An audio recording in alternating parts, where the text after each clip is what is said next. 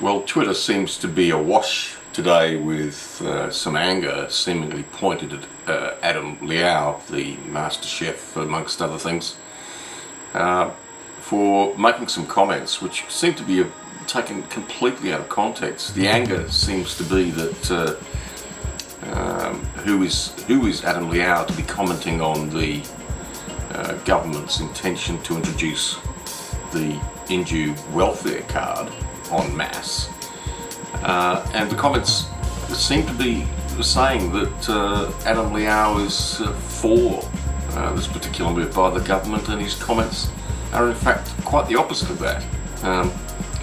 I noticed that Adam Liaw in his response to the many comments, many comments about this, that he asks people to simply watch the program. And I've done so, and in fact I think Adam Liaw is absolutely correct. At no point does it seem to suggest that he's in support of the rollout of a welfare card en masse. People should listen to his comments.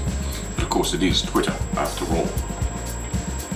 This measure was first floated by the mining magnate Andrew Twiggy Forrest in 2014, and it was designed to limit an unemployed and youth allowance recipient spending that money on alcohol, drugs and gambling. And one of the reasons that is put forward, and Andrew said it tonight, is the sense of shame and stigma that someone might feel about having to use a card. Does that matter if they feel a sense of shame and stigma? It depends on how you're applying this as a system. I think we need to look at it.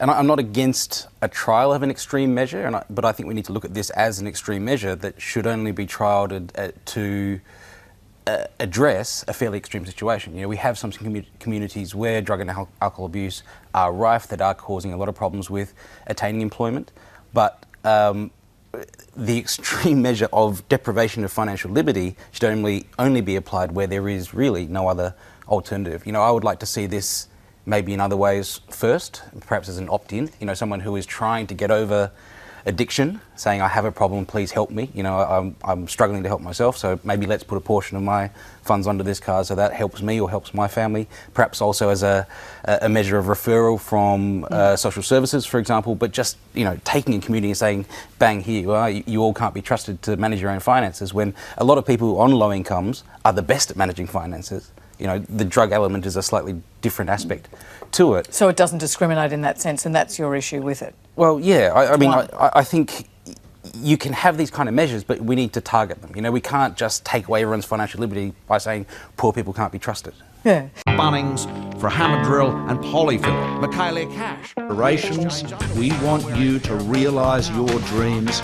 We want you to keep more of the money you've earned. It's not the government's, it's you. You've seen in and around Canberra what they've been